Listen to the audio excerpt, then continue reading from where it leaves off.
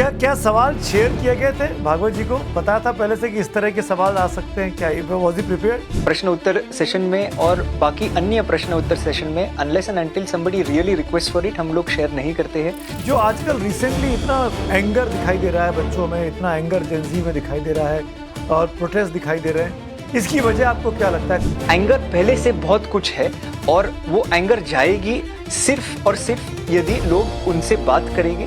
Alternate के तौर पर यूथ के लिए कॉकरोच जनता पार्टी को पॉलिटिक्स में आना चाहिए। सीजेपी एक प्रेशर ग्रुप बना रहे जो हर एक सरकार को सवाल पूछे कि पेपर लीक हो रहे हैं।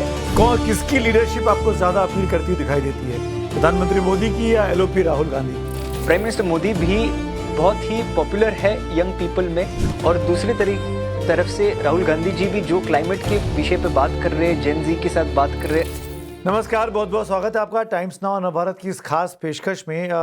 मोहन भागवत जी ने कल मुंबई में एक बड़ा आयोजन किया और उसमें वो छात्रों के बीच या कहें कि जेनजी के बीच मौजूद रहे और तमाम उन सवालों के जवाब दिए जिसको लेकर आज देश जानना चाहता है, युवा जानना चाहते हैं, जेनजी जानना चाहता है कि आखिरकार आरएसएस और आरएसएस के प्रमुख की क्या सोच है। और वो जो उन्होंने कहा वो तो खूब सुर्खियां बनी। लेकिन मेरे साथ स्क्रीन पर आप जिस शख्स को देख रहे हैं ये ऋषभ शाह हैं, और इस इंटरव्यू को जो सरसंघ चालक का हुआ, जो तमाम जगहों पर लाइव देखा गया, हो सकता है कि कुछ क्लिप्स आप लोगों ने भी देखी हो, वो ऋषभ शाह इस वक्त मेरे साथ मौजूद है। ऋषभ, बहुत बहुत धन्यवाद वक्त निकालने के लिए। एक क्विक चैट आपके साथ करना चाहता हूँ with your permission, am I allowed? जी नमस्कार, thank you for having me. या ऋषभ, सबसे पहले शुरुआत इसी को बताइए, यहीं से बताइए कि ये आइडिया कहाँ से आया, ये क्यों आइडिया आया कि मोहन भागवत जी जो कि जिनकी उम्र खुद 75 साल के ऊपर हो गई है, वो आए और जेनजी के सवालों का जवाब दें? नहीं, मैं तो यही मानता हूँ कि यदि भारत एक परिवार है तो वो परिवार में अन्य लोग वो परिवार को मार्गदर्शन देते हैं, दे गिव दिशा देते हैं, they give it a purpose, and in that Sarsanghcha Chalak ji is also an elder of not just the RSS but also of the country as a whole. So in that spirit that we invited Sarsanghcha Chalak ji in order to come and engage with Gen Z. And कितना आसान या कितना मुश्किल था उनको convince कर पाना कि इस प्रोग्राम में, पब्लिक इवेंट में आए और सवालों के जवाब दें? नहीं, ये एक चीज तो है कि सरसंघ चालक जी का शेड्यूल बहुत बिजी रहता है, तो हम लोग ने पहले से ही उनको पत्र लिखा था। ये तीसरी बार है कि वो जो पब्लिक प्रोग्राम में आ रहे हैं और बच्चों के साथ बात कर रहे हैं, और मैं यही कहूँगा कि अब तक जो उनके कार्यक्रम रहे उसमें यदि वो वन वे भाषण देते हैं जो इम्पोर्टेंट है, पर उनको डायलॉग करने के लिए हम लोग ने दरख्वास्त की थी, saying that please can you have a conversation which is संवाद विद अस। तो उन्होंने ये दरख्वास्त को एक्सेप्ट किया, उसके लिए मैं बहुत बहुत शुक्रगुजार हूँ, एंड वो कन्वर्सेशन हुआ, वो बहुत अच्छा लगा मुझे। बहुत ईमानदारी से ऋषभ बताइएगा कि क्या आप भी संघ परिवार से डायरेक्टली या इनडायरेक्टली जुड़े हुए हैं? नहीं, मैं संघ परिवार से तो there is no similarity. The only similarity between the RSS and this person that you are seeing on the screen is that my full name is Rishabh Sanjay Shah. तो मेरा एक्रोनिम भी आरएसएस है, उनका भी एक्रोनिम आरएसएस है, पर उसके अलावा there is nothing that is similar between the two, क्योंकि हमारे संस्था में अलग अलग विभिन्न विचारधारा के अलग अलग लोग आते हैं और बच्चों के साथ बातचीत करते हैं, उनको प्रेरित करते हैं, उनको मार्गदर्शन देते हैं। तो जैसे आपने कल माननीय सरसंघ चालक जी को देखा होगा, ऐसे ही leader of opposition Rahul Gandhi ji ने भी काफी समय निकाल के हमारे लीडरशिप टीम के साथ बातचीत की है। तो ऐसे अन्य लोग हैं, सीपीआईएम के लीडर्स भी आ चुके हैं, अलग अलग पार्टी से, समाजवादी पार्टी, यूबीटी से भी लोग जुड़े हैं। तो it is not anyway connected to one particular political organization or one particular ideology as such. जी, तो क्या राहुल गांधी भी आने वाले हैं या आ चुके हैं आपके प्रोग्राम में किसी में, IIMUN में? जी बिल्कुल, उन्होंने हमारे लीडरशिप टीम के साथ करीबन 6 घंटे बिताए हैं और उनको मार्गदर्शन दिया है और उन लोगों को बेसिकली प्रेरित किया है। तो राहुल जी भी काफी समय से संस्था को जानते हैं और मैं यही चाहूंगा कि राहुल जी वापस भी संस्था में आए और बच्चों के साथ बातचीत करें। कब आए थे वो, अगर आप बता सकें, किस साल में, किस ईयर में? Just for my knowledge. I think Covid के दरमियान ये मुलाकात हुई थी। उसके पहले भी एक दो बार मेरी मुलाकात उनसे हुई है और लीडरशिप की टीम के साथ भी कोविड के दरमियान उन्होंने एंगेजमेंट की थी। एक बार ऑनलाइन डिस्कशन किया था, एक बार उनके घर पे डिस्कशन किया था। तो इसके पिक्चर्स आपको ऑनलाइन भी मिल जाएगी। आज आपकी वेबसाइट एक्सेसिबल ही नहीं है, IIMUN में एक्सेस डिनाइड है आज, इतनी हिट हो रही है वो। इसके लेकिन मैं आपको कॉम्प्लीमेंट जरूर देना चाहूंगा। नहीं, वो आपने फोकस बनाए रखा है। नहीं, मैं आपको कॉम्प्लीमेंट देना चाह रहा था ऋषभ कि आपकी जो क्वेश्चनियर था, जो सवाल पूछने का तरीका था, जिस तरीके से आप सरसंघ चालक जी से बात कर रहे थे, वो बहुत ही मतलब बहुत सी सीखने वाली चीज़ें हैं। और आपने हर मुश्किल सवाल भी बहुत आसानी से मुस्कुराते हुए, हंसते हुए पूछे। तो इसके लिए सबसे पहले तो आप बधाई लीजिए मुझसे आप। नहीं, बहुत बहुत शुक्रिया, थैंक यू वेरी मच। पर मैं तो यही मानता हूँ कि विनम्रता से आप सबसे कठिन सवाल भी पूछोगे और हंसते पूछोगे तो उसमें प्रॉब्लम क्या है। हम लोग भारत सरकार को भी ऐसे ही सवाल पूछेंगे और ऐसे ही संवाद करेंगे तो मैं मानता हूँ कि मतलब वो लोग भी आंसर करेंगे। पर कई लोग ऐसे ही चाहते हैं कि मतलब they don't use appropriate language and they always resort to other means। तो मैं ये ना खाली बताना चाहता था कि, और आप लोग ने तो देखा, हम लोग 15 साल से ये करते आ रहे हैं, पर आपने पहली बार शायद से देखा होगा, इतना अटेंशन मीडिया का था उसके लिए, कि संवाद से भी काफी सारे विषय एक्चुअली सॉल्व होते हैं और संवाद is the best way forward according to me. And in fact Rishabh, आपकी बातचीत में बहुत दिनों के बाद मैंने ऐसे देखा कि सवाल पूछने पर तालियां बज रही थी, वरना ये होता है कि जवाब मिलने पर ऑडियंस तालियां बजाती है। आप सवाल इनफैक्ट एक बार तो मुझे याद है आपने यहाँ तक कहा कि please let me complete my question. आपने ऑडियंस की तरफ मुखर होकर कहा कि भाई मेरा सवाल तो मेरा पूरा होने दो, हंसो मत बीच में। एम आई राइट? ये बहुत कम होता है कि सवालों पे तालियां मिल रही हूँ। अभी आपने मुझे हंसा दिया बीच में, पर मैं यही बोलूंगा सेइंग दैट वो जो क्राउड थी वो लोग को ये प्रश्न के उत्तर चाहिए। मैं आपके माध्यम से यही कहना चाहता हूँ कि जेन जी और जेन अल्फा को काफी प्रश्न है और ये प्रश्न यदि उन लोगों को कोई पूछने वाला मिला और सही तरीके से कोई जवाब देने वाला मिला तो वो समर्थन करेंगे। तो आई थिंक कल जो हुआ था उसमें सरसंघ चालक जी ने भी काफी जो प्रश्न है और संघ ने इस पे मतलब their stance has been very different। तो उन्होंने ये सारे विषय पे भी बातचीत की है और उन्होंने खुल के बताया बहुत सारी चीज और बहुत प्रोग्रेसिव तरीके से बताया। तो मुझे बहुत अच्छा लगा। एंड ऑडियंस तो ऑफ कोर्स ये ऑडियंस के ही सवाल थे, तो ऑडियंस तो होपफुली खुश होगी। क्या सवाल शेयर किए गए थे? भागवत जी को पता था पहले से कि इस तरह के सवाल आ सकते हैं? क्या वाज ही प्रिपेयर्ड? नहीं, ये कभी बिल्कुल मतलब हम लोग ये प्रश्न उत्तर सेशन में और बाकी अन्य प्रश्न उत्तर सेशन में unless and until somebody really request for it हम लोग शेयर नहीं करते हैं। ये बार सरसंघ चालक जी, जैसे मैंने बोला, तीसरी बार पब्लिक फेसिंग कार्यक्रम कर रहे थे हमारे साथ। तो आई डोंट थिंक उन्होंने मतलब उनके दिमाग में भी कभी आया होगा saying that let's ask them for questions from the person that I know him to be. तो ये बार भी हम लोग ने प्रश्न शेयर नहीं किए थे, ऐसे ही मैंने प्रश्न उनको पूछे थे। ऋषभ, एक दो चीज़ें जानना चाहूँगा मैं। जैसे फॉर एग्जांपल आपने उनका जो बयान था एक कि आज की जेनजी बहुत ईमानदार है, उनका गुस्सा जायज़ था, विरोध संवाद का एक तरीका है, संवाद होना चाहिए, बहुत ही प्रोग्रेसिव, बहुत ही एकोमोडेटिव अप्रोच दिखा जेनजी की तरफ सरसंघ चालक का। क्या आपके हिसाब से ये बेस्ट जवाब था उस पूरे 1 घंटे का, या आपके हिसाब से सबसे अच्छी बात आपको क्या लगी?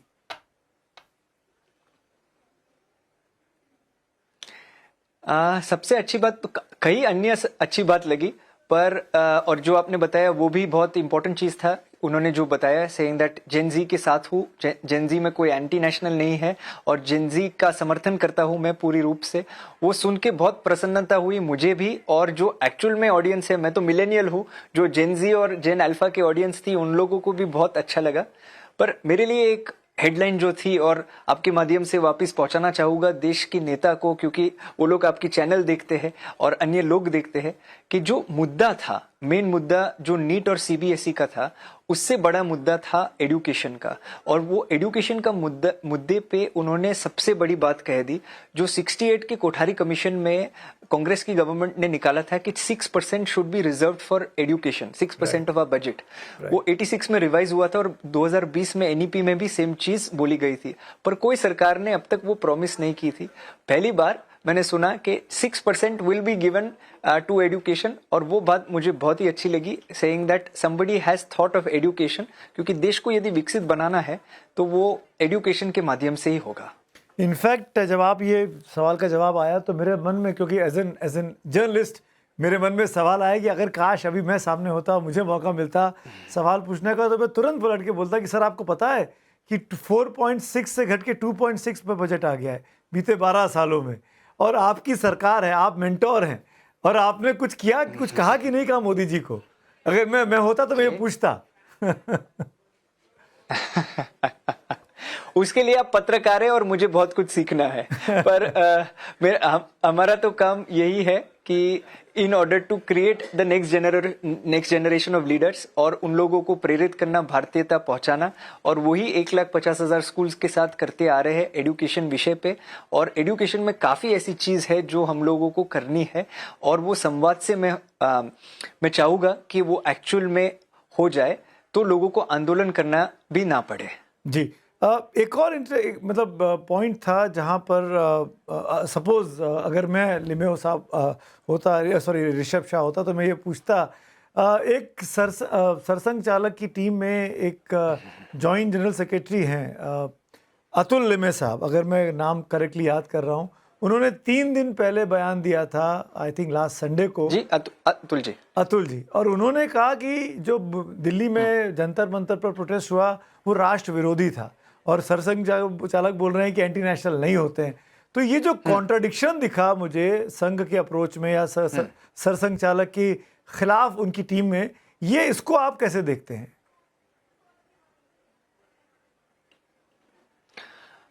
मैं तो ऐसे ही मानता हूं कि मतलब संघ परिवार में जितना मैं जानता हूं, मैं संघ से हूं नहीं, तो आपको ये संघ के लोगों को पूछना चाहिए, या फिर भाजपा के लोगों को, या फिर एसोसिएटेड ऑर्गेनाइजेशंस को पूछना चाहिए। पर जितना मैं समझता हूं कि संघ में भी अलग अलग विचारधारा है, और संघ में भी अलग अलग ओपिनियंस है, और वो ओपिनियंस रखने के लिए सबको सहमति है।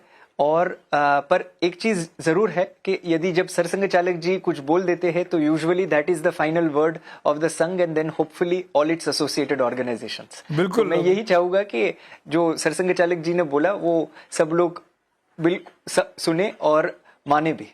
जी, बहुत अच्छी बात आप कर रहे हैं ऋषभ। इनफैक्ट क्योंकि मैं अतुल लिमे का नाम लिया, आपसे बात करते करते मुझे बीजेपी के नए जो प्रेसिडेंट हैं, जो मिलेनियल हैं, नितिन नवीन, उनका स्टेटमेंट याद आ गया। उन्होंने भी कॉकरोच जनता पार्टी को एंटी नेशनल बोला था, कॉकरोच बोला था, दीमक बोला था अपने एक स्पीच में जब ये प्रोटेस्ट चल रहे थे जंतर मंतर पे, और वो भी काफ़ी क्लिप आज वायरल हो रही है सरसंघ चालक के बयान के साथ। अब ये मान के चलना चाहिए एज यू सेड कि भाई जो मोहन भागवत जी ने कहा है वो अब सबके लिए गॉस्पेल ट्रूथ होना चाहिए। जी, वो भारत के परिवार में ऐसे मतलब सीनियर है, तो संघ परिवार में तो वो सबसे सीनियर है। तो मैं यही इच्छूंगा और चाहूंगा कि नितिन नवीन जी को भी यही मेरा अनुरोध है कि मतलब ऐसे स्टेटमेंट्स और ऐसे बयान ना जाहिर करे, क्योंकि जो अगली पीढ़ी है वो यही चाहती है कि हमारी पीढ़ी जो है, मिलेनियल्स की पीढ़ी, वो एक्चुअली उनकी बात सुने, समझे और बाद में स्टेटमेंट्स दे। तो आई होप दैट वो क्लैरिफिकेशन एक बार यदि आ गया है, तो नेक्स्ट टाइम ऑनवर्ड्स जेन जी और जेन अल्फा को ऐसे शब्द मतलब other people should not also use. मैं यही चाहूंगा। जी ऋषभ, एक दो चीज़ें और मैं इस इंटरव्यू के इतर बात करना चाहूँगा, बिकॉज आप यूथ के बीच में काम कर रहे हैं, एजुकेशन के क्षेत्र में काम कर रहे हैं। आप जो आजकल रिसेंटली इतना एंगर दिखाई दे रहा है बच्चों में, इतना एंगर जेनजी में दिखाई दे रहा है और प्रोटेस्ट दिखाई दे रहे हैं, इसकी वजह आपको क्या लगता है? कहाँ मिस हैंडलिंग होगी? क्या आप मानते हैं कहीं ना कहीं चूक हो रही है? ये एक्चुअल में तो जैसे ये जो पूरा विषय है वो नीट और सीबीएसई का विषय से ये पूरा विषय चालू हुआ, और ये प्रश्न आपने जो पूछा है बहुत इंपॉर्टेंट प्रश्न है, क्योंकि नीट और सीबीएसई का विषय मतलब अन्य छात्रों के लिए है, पर that is a section of our society. It is not the full society, nor is it full gen Z and full gen alpha. पर क्या हो गया कि जब जंतर मंतर में प्रोटेस्ट हुई और जंतर मंतर में प्रोटेस्ट होने के बाद जब लाठीचार्ज हुआ, जब पेलेट गन फायरिंग हुई वगैरह, तभी पूरे देश की युवा ने ये सारी चीज देख ली. वो सोशल मीडिया पे इतने एक्टिव है और आजकल सोशल मीडिया हर किसी के पास है, तो खुद ब खुद ऑटोमेटिकली पूरी जेन जी और जेन अल्फा में काफी एंगर हो गया, काफी एंजाइटी हो गई और उसका परिणाम आप आज देख रहे हैं.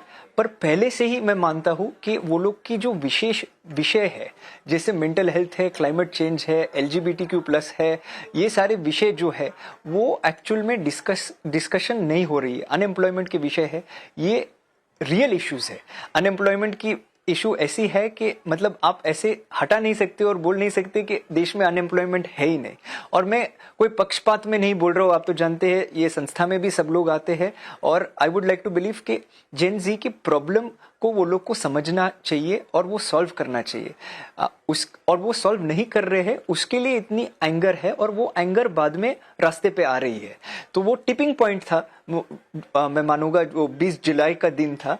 पर एंगर पहले से बहुत कुछ है और वो एंगर जाएगी सिर्फ और सिर्फ यदि लोग उनसे बात करेंगे. और बात करने के बाद मैं कॉन्फिडेंट हूं कि जेन जी और जेन अल्फा देश को विकसित बनाएंगे, क्योंकि वो लोग भी देश के बारे में ही सोच रहे. वो कोई सरकार गिराने या बनाने के लिए उन लोगों को इतना इंटरेस्ट नहीं है जितना मैं समझता हूं.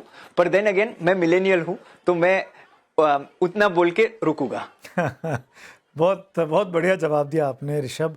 क्या सर अभी जो प्रेजेंट गवर्नमेंट है दिल्ली में, सेंट्रल गवर्नमेंट, इसका अप्रोच यूथ के लिए, जेन जी के लिए, इसको आप कैसे रेट करेंगे आउट ऑफ 10 और क्या सलाह देना चाहेंगे?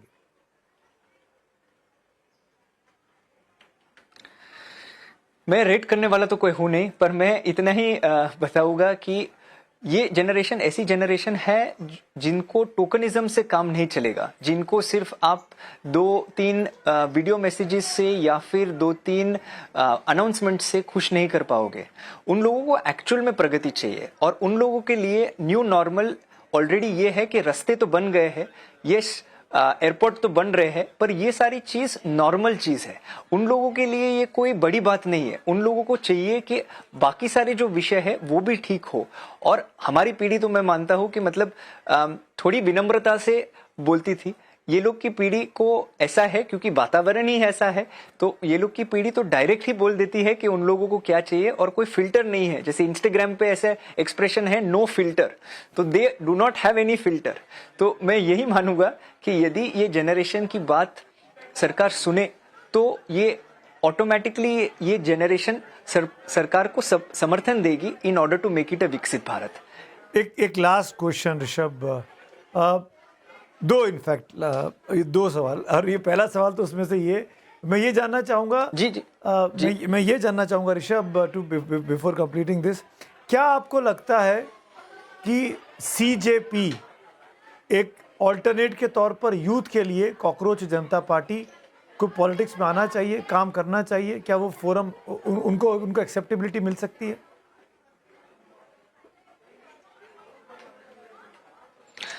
ये तो समय ही बताएगा उनको एक्सेप्टेबिलिटी मिलेगी कि नहीं मिलेगी. पर मैं यही चाहूंगा कि कॉकरोच जनता पार्टी आपके माध्यम से वापस ये मैसेज उन तक पहुंचे कि आपको इतने सारे फॉलोअर मिल गए, आपने मीम पेज बनाया और आप इतने पॉपुलर हो गए, तो अभी आप ये पॉपुलैरिटी को किस कारण यूज कर रहे हो? यदि कोई मंत्री को गिराने के लिए या फिर कोई सरकार को टॉपल करने के लिए या फिर देश को विकसित बनाने के लिए, वो मकसद आपको निश्चित करना है कि what is the purpose of CJP.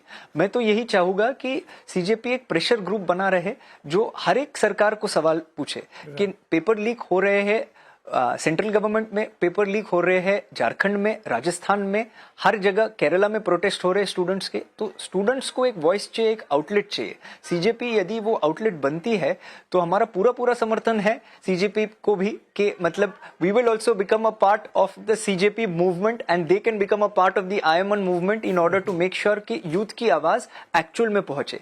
पर ये राजनीतिक विषय में पढ़ना कि पक्षपात करना कि भाजपा है या कांग्रेस है वगैरह वगैरह, उसमें ना पड़ते हुए देश को विकसित बनाने के लिए सोचे, क्योंकि अभिजीत और उसके सारे मित्र को इतने सारा समर्थन मिला है।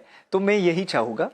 पर आपके माध्यम से यह भी कहूंगा कि यदि एग्जिस्टिंग पॉलिटिकल पार्टीज ने जेन जी और जेन अल्फा की बात नहीं सुनी, और आज के कार्यक्रम में शशि थरूर जी आए थे और उनके साथ भी ये बातचीत हुई थी कि यदि वो लोग ने ये बात नहीं सुनी, और हम लोग आंकड़े से देख सकते हैं कि इंस्टाग्राम पे 22 मिलियन फॉलोअर थे जब भी सीजेपी जस्ट आई थी, अभी तो शायद से 24-25 पता नहीं, और कांग्रेस और भाजपा को दोनों को मिला दे तो इतने सपोर्टर और इतने फॉलोअर नहीं थे।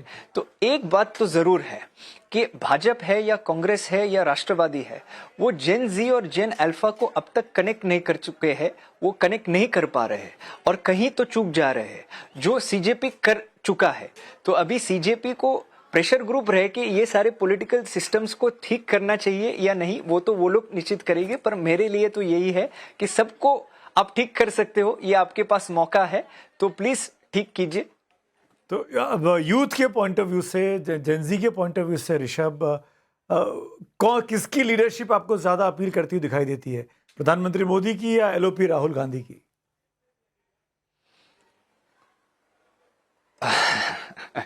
ये तो राजनीतिक प्रश्न है। जैसे मैंने बताया, मैं राजनीतिक विषय में पढ़ता ही नहीं हूं। मैं देश के लिए मतलब काम करना चाहता हूं और करते आ रहा हूं अपने छोटे ऑर्गेनाइजेशन के माध्यम से। पर एक चीज जरूर बोलूंगा कि प्राइम मिनिस्टर मोदी भी बहुत ही पॉपुलर है यंग पीपल में, और बहुत सारे लोग उनको चाहते हैं और उनको मानते हैं। उनकी जो 18 घंटा 19 घंटा जो काम करते हैं वो दिखता है देश में। और दूसरे तरफ से राहुल गांधी जी भी जो क्लाइमेट के विषय पे बात कर रहे हैं, जेन जी के साथ बात कर रहे हैं। अभी इंस्टाग्राम पे AMA किया उन्होंने, आस्क मी एनीथिंग करके प्रश्न उत्तर किया। तो उनकी जो स्टाइल है, उनका जो तरीका है, वो भी लोगों को पसंद आता है। पर एक चीज, दोनों को 22 मिलियन फॉलोअर ओवरनाइट नहीं मिले। 22 मिलियन फॉलोअर इनको मिले जो मीम बना रहे थे, जिनके पास एजुकेशन का मैनिफेस्टो ही नहीं है। तो जितना मैंने सीजेपी की तारीफ की, वो भी आपको बता दूं कि सीजेपी के पास एक विषय भी नहीं है एजुकेशन मैनिफेस्टो में डालने के लिए। सिर्फ एक ही वो लोग की डिमांड थी कि धर्मेंद्र प्रधान को हटाना है। वो हटाने के बाद अभी कितने दिन हो गए और हम लोग ने एक भी डिमांड नहीं की। तो ये विशेष बात भी है कि मतलब गवर्नमेंट के सामने और ऑपोजिशन के सामने जेन जी और जेन अल्फा का बहुत एंगर है और डिसकनेक्ट है। तो ये डिसकनेक्ट और एंगर कम करना चाहिए। और मैं यही चाहूंगा कि main stream political party should act now. If they don't act now, तो ऐसे कोई पार्टी आ जाएगी कि ऐसे कोई मीम मूवमेंट आ जाएगा that will fill the void of this and they may not even know what the real issues of people are. ऐसे नहीं मानता हूं कि सीजेपी ने को पता नहीं है, पर मैं ऐसे बोल रहा हूं कि existing political party should, अंग्रेजी में वो फ्रेज है, wake up and smell the coffee. Right. I think it is time to smell the coffee. And before winding up, मैं ये पूछना चाहूंगा आपसे ऋषभ, एक ऐसा शख्स जिसका आप अभी भी इंटरव्यू करना चाहते हैं, जिसका आपने अभी तक अपने मंच पे नहीं बुला पाए हैं, जिसको आप बुलाना चाहेंगे और इंटरव्यू करना चाहेंगे, कोई भी, हिस्टोरिकल भी हो सकता है, प्रेजेंट भी हो सकता है, up to you. Historical figure एक जिनको मैं बहुत मानता हूँ और जिनकी सोच विचारधारा पे ये ऑर्गेनाइजेशन भी बना हुआ है, वो है हमारे father of the nation Shri Mahatma Gandhi ji. तो यदि ऐसा एक हिस्टोरिकल फिगर है जिनको मैं इंटरव्यू करना चाहूंगा या फिर बात करना चाहूंगा उनसे, उनके माध्यम से बच्चों से, मतलब दोनों को कनेक्ट करना चाहूंगा, वो है मोहनदास करमचंद गांधी। तो I really hope, I would have hoped that would have been an opportunity that I would have been accorded, but of course that is not a possibility. But मैं यही चाहूंगा कि देश में विवाद कम हो, संवाद ज्यादा हो, कि राजनीतिक दल बच्चों की बात सुने और एक्चुअल में वो लोग के लिए काम करे। आखिरी मैसेज आपको यही है और आपके माध्यम से यही है कि लोग एक्चुअली जेन जी और अल्फा को सीरियसली ले। हमारी जनरेशन को जो ज्यादा सीरियसली नहीं लिया था, वो बात भी मैं बता देता हूँ। जनरेशन की दिक्कत भी थी, वो मेरे ख्याल से वो मिलेनियल्स की दिक्कत भी थी ऋषभ, इफ यू एग्री, कि हम लोग कुछ ज्यादा ही विनम्र रहे। जी बहुत ज्यादा आपने प्रश्न विनम्रता से मुझे पूछे, मैंने आपको आंसर दिए विनम्रता से। इधर जेनजी दो बैठे होते तो दूसरा ही प्रश्न उत्तर होता। पर मैं यही बोलूंगा कि जेनजी आ रहे हैं और जेन जी और जेन अल्फा को अभी आपको डील करना पड़ेगा, उसके लिए please act very soon. But thank you कि मुझे आपके नेटवर्क पे बुलाया और आपके माध्यम से लोगों तक मेरी बात पहुंची। शुक्रिया Rishabh, thank you so very much, wish you all the best and आप बहुत अच्छा काम कर रहे हैं, आपको हमेशा सफलता मिला है, हमारी शुभकामनाएं आपके साथ है।